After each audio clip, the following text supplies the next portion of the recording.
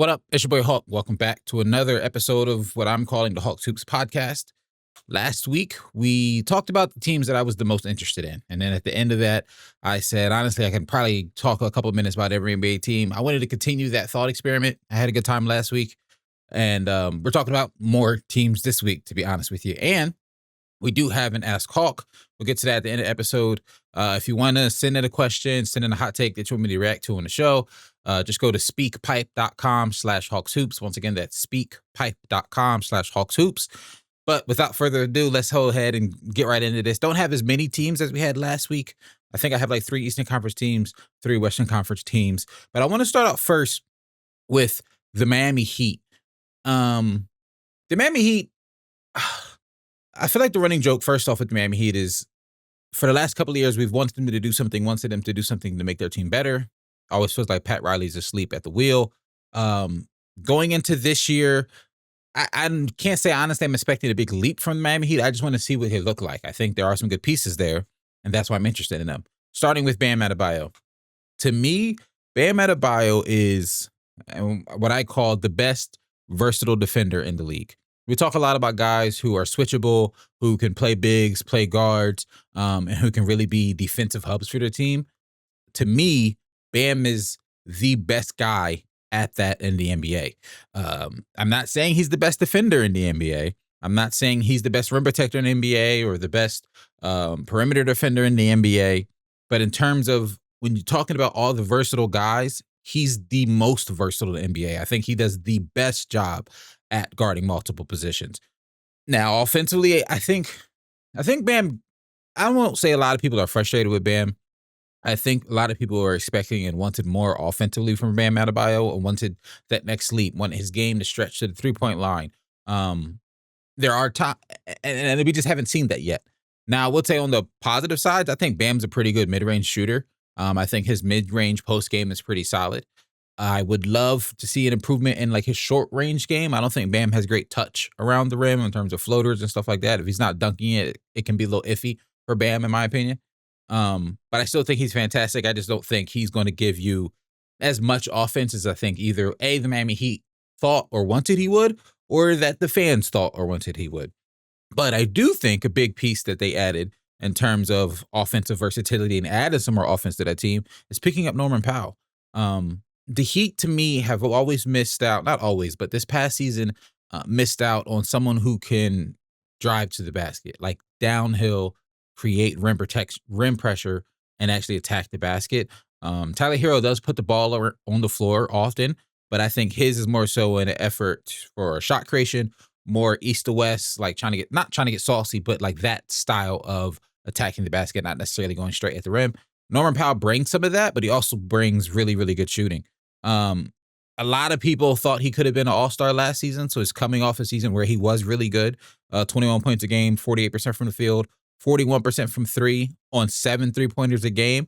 And he's almost a 40% three-point shooter for his career. He's 39.8. So they're adding a really, really good shooter, something that honestly every NBA team needs, but especially Miami, and I'm still iffy about this, if they decide, when I looked at potential depth charts for all these teams, I went to CBS Sports, and I've seen it from them, I've seen it from ESPN, but a lot of people are saying that the Heat might start Bam and Ware together and have Bam at the 4, Ware at the 5.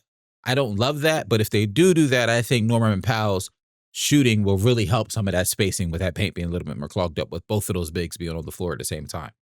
I am curious to see what likely more self-creation looks like from Bam. Looks like from Norm. Because yes, like I said, last year was an amazing season for him, especially in the beginning half of the season. A lot of people saw him as a potential all-star. But I'll also say, and I don't even mean this in a negative, I just want to see what it looks like. He won't be playing with a playmaker of the level of James Harden going with the Miami Heat. He just won't. The Miami Heat don't have a James Harden that could find him and get him the ball in some of his best spots and get him those passes that find him right in the shooter's pocket like James Harden can. I'm not saying that means his numbers are going to go down. I just want to see what that looks like. Likely more self-creation from Norm by not playing with a guy like James Harden. And then lastly, Tyler Hero is another reason I'm really excited about the Miami Heat and I'm interested in Miami Heat. He's coming off an all-star season last season, career highs in points, assists, field goal percentage, and three-pointers made. Just an excellent season from him.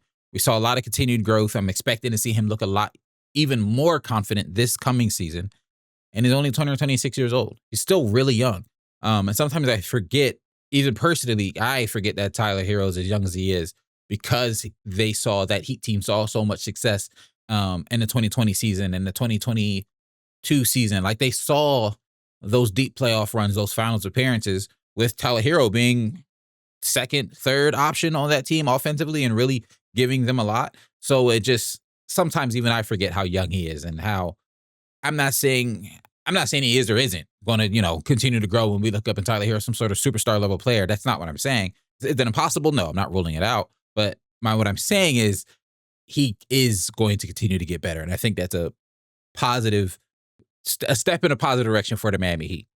I don't think this Heat team is necessarily, on my short list of teams to make it out the Eastern Conference. No, but they're going to be a good playoff team. I think they can really be a good playoff team.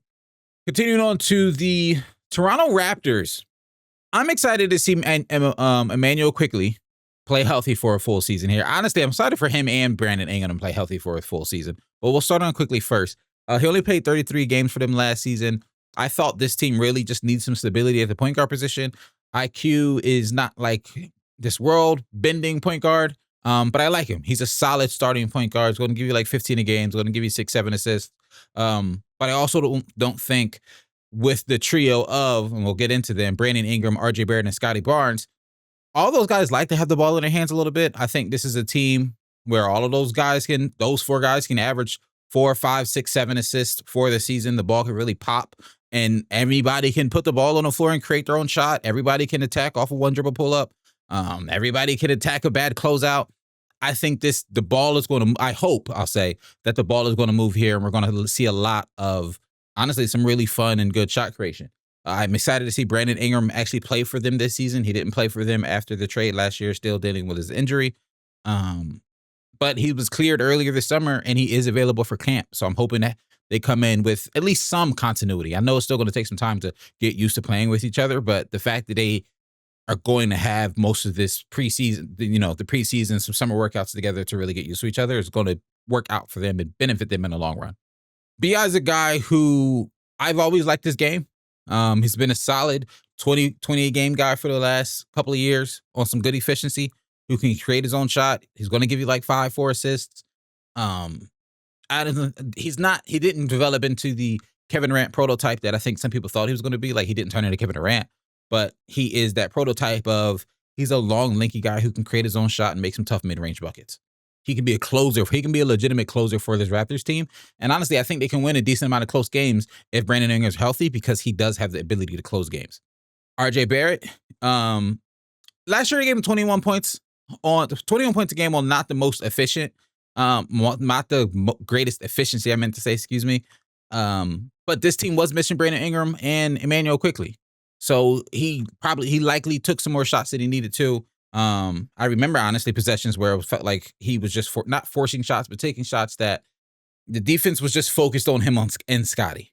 So it was tough for those two to score. So I think their efficiencies took a step back. Scotty Barnes' efficiency last season took a step back compared to his all-star season of 24. But once again, missing Brandon Ingram, missing Emmanuel Quickly, I think the addition of those two is going to open up the floor more for RJ and Scotty.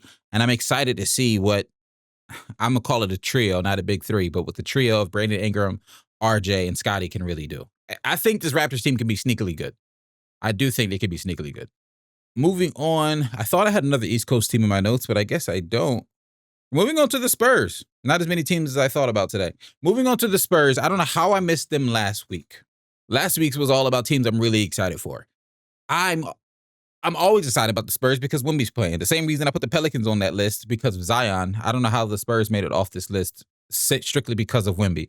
Hoping for a healthy Wemby this season. I think we'll get a healthy Wemby this season. He played 46 games last year. And from what I'm reading, like I said, I'm not an expert. I'm not, or anything. But the articles I've read, the people I listen to, I usually respect their opinions and where they get the information from. Everything's looking like Wemby will be healthy this season. He played in 71 games his rookie year, if I'm not mistaken.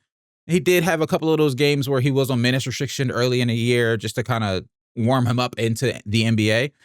But personally, I do think he's going to be healthy for the most part this season. Anything could change, but I think he'll be fine. Wemby is special, and we all know this. But he really is special. Runner-up for Defensive Player of the Year in his rookie season.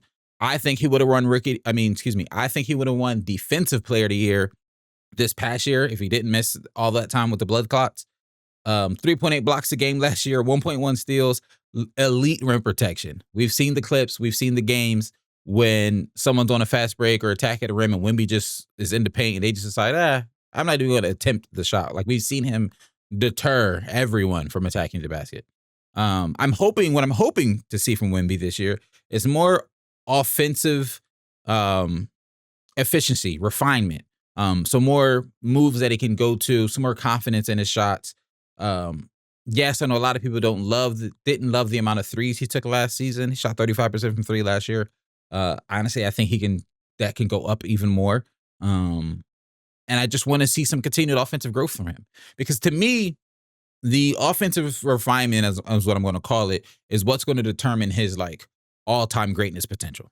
Because if he stays healthy for the rest of his career and just stays the same offensive player that he is now, he's going to go down as one of the greatest of all time, just because of his defense alone.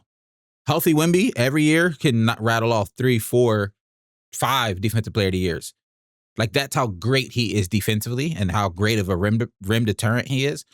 But if he can add some more refinement to his offensive game, we look up and Wemby's a 25, 27, 28, 30 points per game guy one day. This guy truly is the limit. And I'm excited to see it. De'Aaron Fox, let's talk about De'Aaron Fox. Big fan of De'Aaron Fox.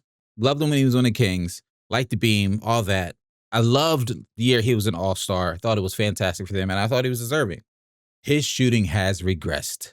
Last year, the year he was an all-star, in 2023-2024 season, he shot 36% from three. He was 31% this past season. The year before he was an all-star, he shot 32% from three, 29% from three. And for his career, he's a 33 3-point percent shooter. I thought the all-star year might have been him turning the corner on his shooting, because it looked confident. It was pull-ups to transition. It was step-backs. It was looking like he was about to attack the rim, realizing how much space the defense was giving him and just pulling up. Like, they were confident. They weren't all catch and shoots, even though he was playing with Sabonis, who was an excellent passer. A lot of them were confident catch and shoots the year he was an all-star. And then we saw some major regression back to what he was before his all-star year. I hope he gets back to the all-star season and not back to what he was for the rest of his career. And I hope that all-star year doesn't turn up to just be an outlier shooting year for him. He can still get downhill, can still attack the basket well, even though, especially beginning of last season when he was still with the Kings, it was a little his attacking the basket, but I think he can still do it at a great level. A question I guess I'll say I have for De'Aaron Fox is, how good is his two-man game with Wemby going to be? It didn't click immediately, in my opinion, in terms of the pocket passing back and forth between them, especially in the pick and roll. But it was also they didn't play that many games. They only played a handful of games. So I'm hoping as they continue to get more familiar with each other, that Fox finds Wemby in some of those pocket passing, pick and roll scenarios. Now, granted, Fox isn't known as an elite passer. I just hope they figure it out. But I still like the rest of the team. And the team is still young and they're figuring it out. I like Devin Vassell, Stephon Castle coming off rookie of the year season. I like Jeremy Sohan, Harrison Barnes, even as a nice vet. I like him as the vet fit for this team. They're still young. They're still figuring it out. But when you have a talent as good as Victor Wembanyama, you're going to have a lot of eyes on you. And I think a lot of people have high expectations for this team. But the expectations only go as far as, I guess, Wemby's health. In this case, will take them. But watch the Spurs, y'all. Just take some time to watch the Spurs this season if you didn't get to catch Wemby a lot before he went down with his blood clots last year. Tune into the Spurs early this year. It's not going to be wasting your time at all. Let's talk about the Dallas Mavericks. First off, I thought the D'Angelo Russell signing was excellent, especially once Kyrie went down his injury. I personally don't think Kyrie's going to play this season. If he does, it's going to be very, very late in the season. We'll see. I feel the same way about Tatum and Halliburton. Like, just some of these ACLs, Achilles injuries, I don't think you're playing the next season. Yes, modern medicine is fast, and I've already seen some people say Kyrie can come back in like April, May. I don't see it, but I'm not ruling it out. All that being said, D'Angelo Russell was a great signing to me. He can be that 18 points a game guy on like 40% from three, on a decent volume, 6-7 threes a night. He's not going to be an elite playmaker or the best passer, but he's solid. He's going to make some smart passes. And I think in terms of what this team needed, especially once, Kyrie went down his injury, they just needed a point guard. And I think D'Angelo Russell is going to be a great fit for them. I'm not a big college guy, but I'm excited to see Cooper Flag. I didn't watch him much in college. Honestly, I think I watched one Duke game last year. I'm just not a college guy. But I want to see him play some three. I want to see him play some four. I think I'm really excited to see him play the four, but that means Anthony Davis has to play the five, and we'll talk about that in a second. I mean, I guess while we're here, I think Cooper Flag at the four, Anthony Davis as the five allows the Mavericks to use some really, both of those guys' athleticism and speed to outpace their opponents. I know Anthony Davis loves to play the four, and he's very effective at the four, don't get me wrong, but I think he's also really effective at the five, and he's able to use some of his physical advantages, his speed and agility at the five, while, yes, potentially giving up some of that strength. It comes with its pros and cons, for sure, but I also think if Anthony Davis is at the four and Cooper Flag is at the five, some of their physical advantages in terms of their speed and agility don't stand out as much.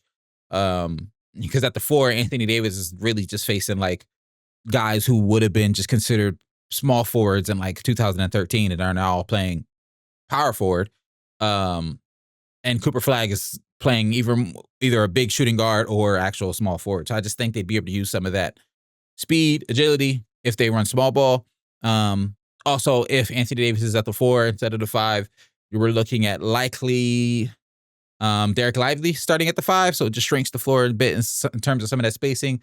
Anthony Davis isn't the shooter that we fell in love with in 2020. So I just think it opens up a lot of opportunity for them at running Anthony Davis at the five. But all that being said, speaking of Derek Lively, this team in general just has a lot of options in terms of the lineups they can run. Derek Lively, Dante Exum, Max Christie, Najee Marshall, PJ Washington, Daniel Gafford,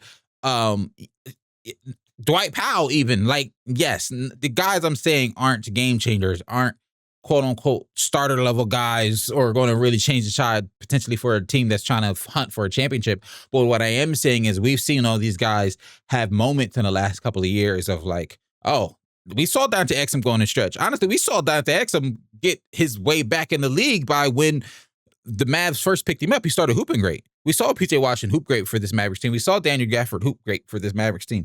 Like, we know it's possible. I think it's just a matter of how consistent is it going to be. All that, we didn't even mention Klay Thompson yet, who played 72 games just last season, 39% from three on almost 80 attempts a game. Klay's been healthy last couple of years. He's coming off of a healthy year. And I'm just excited to see what this team can do. I think Klay's going to space the floor well we talked about the spacing of potentially Flag, AD, and Derek Lively on the floor all together. Klay's going to have to do a lot to give those guys some space. It's only going to be so much one person can do in terms of spacing. But are the Mavs potentially going to be beautiful basketball? I don't know, to be honest with you. I just don't know how well the ball is going to move in terms of like getting everyone involved and the ball connecting player to player. I don't think it's going to be beautiful basketball, but I think it'll have some really, really nice moments. And I think it'll be good. I think the Mavericks will at least be solid. Next team I want to talk about, Denver Nuggets. I think this is the best team they've had since they won the championship in terms of just all the pieces surrounding Nikola Jokic. I think swapping out Michael Porter Jr. for Cam Johnson is great. You're still getting a great shooter, 39% on 7 attempts a game, but also a guy who can create his own shot. I don't think Michael Porter Jr. didn't really have that in his game last year. If Jamal was having an off night or they needed someone else to just create, if Luka wasn't on if Jokic wasn't on the court, it got a little stagnant. I think Cam Johnson can do a little bit more self-creation and also creating for others. Just having another person who can confidently put the ball on the floor and do something, I think is going to go a long way for this Nuggets team. Bruce Brown's back on the roster. Him being that cutter defender that helped them win the chip and helped him get paid. I think if he can get back to that role, that'll be big for them. And then Jonas Valanciunas is a backup. I'm not saying he's a game changer, but he's the best backup they've had in a while. When Jokic isn't on the floor, they can at least still have a solid rotational center backing up arguably the greatest player in the league right now. And then you still have your regulars. Jamal Murray is still excellent at shot creation and an excellent, if not the best two-man game in the league playing alongside Nikola Jokic. Christian Braun continued to be scrappy defense and smart cutting. He was a very good cutter last season. And then Aaron Gordon's become one of my favorite players in the NBA right now. He's the perfect front court pairing for Nikola Jokic. He's a Swiss Army knife for that team, can literally do a little bit of everything. He can play inside, he can play outside, he can take advantage of the mismatches when they're there. He is perfect for them. And then obviously Nikola Jokic is Nikola Jokic. Like I said earlier, best player in the league. Like there's just, even with SJ winning the finals MVP, winning MVP last season, if you told me Jokic was the best player in the league, I'm not going to argue you down about it. If that's who you got, that's who you got. He's deserving of it. And last but not least, this team, I'm interested mainly because I don't know what to think. The Phoenix Suns. Let's take a look at their potential starting lineup. This is from CBS Sports. Like I said, we're looking at Devin Booker, Jalen Green, Royce O'Neal, Dillon Brooks, and Mark Williams. Okay. I don't know how good this team is going to be. I think there's a big potential for Devin Booker to have a frustrated season. He's going to be forced to play point guard because they really don't have another playmaker on that team. I'm not saying Devin Booker can't play point guard. I know he can. I just don't think that's where his talents and skills are maximized. And I don't think this is a roster that complements Devin Booker's play style. How does Jalen Green fit into all of this? I'm curious of that too.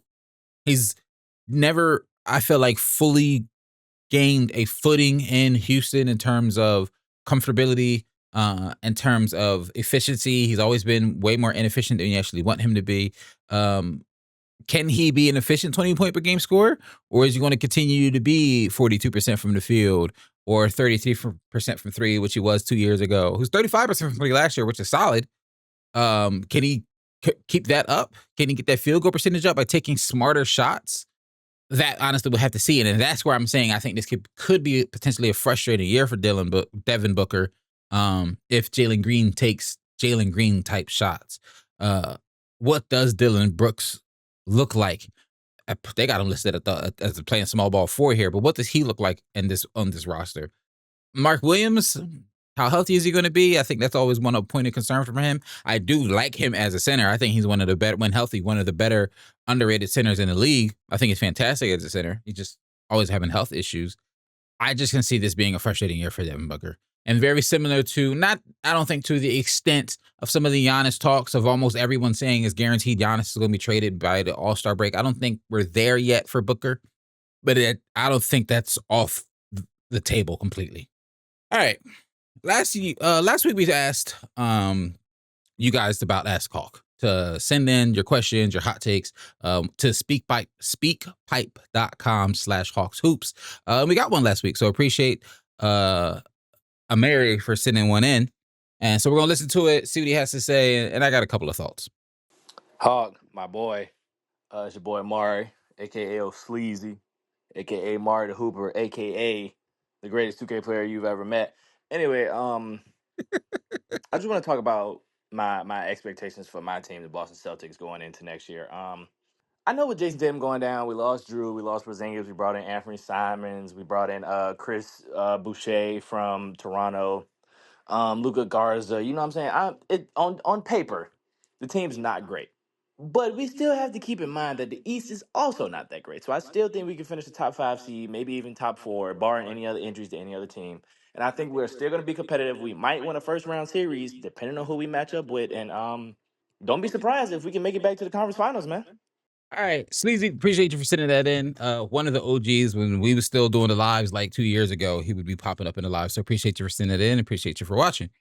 A couple of things. Yes, we talked about the Boston Celtics last week's episode. They're not great, but I am excited to see what they're going to look like. I don't think they're terrible. I think Jaylen Brown really is a really, really good player. And I think this is an opportunity for him to showcase how good he is and to really put some people on notice. Still having Derek White and Peyton Pritchard, like I think your backcourt is really still good and solidified. Yes, there's some questions about the front court. Yes, you're going to miss Drew. I think I'm excited to see Anthony Simons. I've said all this last week. You got me questioning about the 5th seed, but also I can't call you crazy for it because looking at who the top 5 seed, the top 5 teams in the East last year: the Cavs, the Celtics, the Knicks, the Pacers, and the Bucks. Well, the Pacers, most people are saying probably aren't going to be there. The Celtics, most people are saying aren't probably going to be there. You're saying maybe they could sneak back in. And so I'm sure somebody on the Pacers are saying they could potentially sneak back in. I've seen a lot of talks about most improved for, why is his name slipping my mind? Backup two guard for the Pacers. Drawing a blank right now. Andrew Nembhard. A lot of people saying potential early most improved player picks for Andrew Nembhard, expecting him to step up and fulfill a lot of that role. So I can't get too mad at you for saying the potential there for a top 5 finish because we don't know how good the Bucks are going to be. But then when I look around the Eastern Conference and I'm seeing, I think the Magic are going to be even better with the addition of Desmond Bane. I think the Hawks are going to be better than they were last year. I don't know how good the Heat are going to be. I don't know how good the Bulls are going to be. So I don't think it's crazy. I think they could be in the mix because also, I'll say this, the Milwaukee Bucks had 48 wins last season. I got them the 5th seed. Can the Boston Celtics without Jason Tatum be around that 48, 46, 47 win mark? We'll have to see. I can't say yes. I can't say no. I'm not calling you crazy for it, though. I'm definitely not calling you crazy for it. Would I put my money on it? Probably not.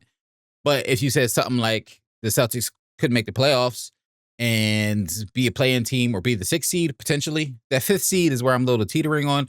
But to your point of potentially winning a first-round matchup, I only think that happens if they are the 5th seed and play whoever's in the 4th spot. So I can see that there. If they're 6, 7, 8, I personally don't see them beating whoever is 1, 2, or 3 in the East. But thanks for sending that question, and I appreciate it.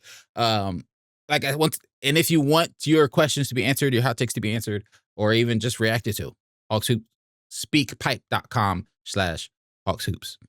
And that's all we got for you guys today. Appreciate you so much for sticking around. If you made it this far, you are a real one. Like the video if you enjoyed. Audio versions are available on all audio platforms. Links in my bio and social media in the description of this video as well. And I will catch you in the next one. I'm out. Peace.